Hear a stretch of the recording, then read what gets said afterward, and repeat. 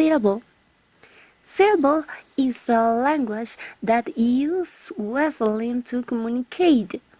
This language was brought to the island by Africans back in the 15th century.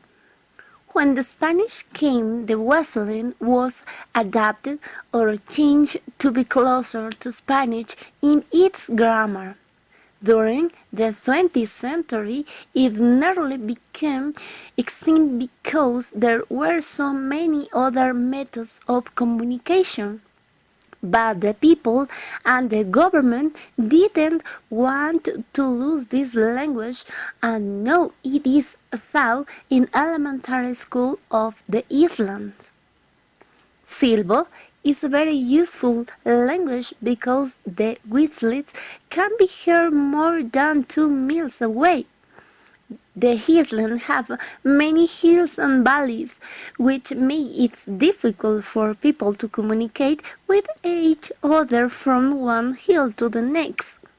Whistling is more effective than face-to-face communication because it saves people the time of traveling over the other hill.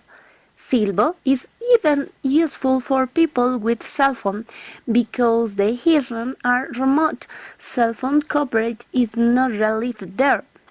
Silbo can be used to have a normal conversation and can handle complex sentences adequately.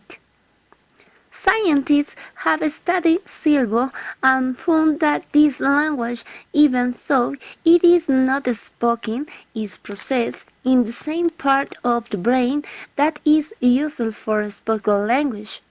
Therefore, people who understand Silbo use the language part of the brain, but people who don't understand Silbo interpret it as a whistling. Of course, the phonetic system, that is the system of sound, is very different from regular speech. The whistling actually has 4 vowels and 4 consonants. People also use different tones to create different words. Actually, people who speak Silbo use their hands to make the whistling. So it is similar to playing a flute. They use their fingers to make the different sound as they blow air into their hands. So we can say that Silbo is a great example